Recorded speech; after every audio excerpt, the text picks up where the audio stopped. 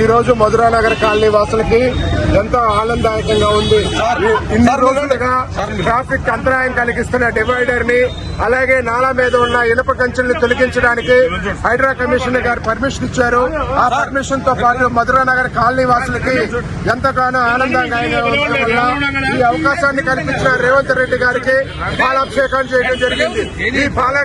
ఈ పాలాభిషేక కార్యక్రమంలో మధురానగర్ కాలనీ వాసులు పాల్గొని ఈ రేలింగ్ కి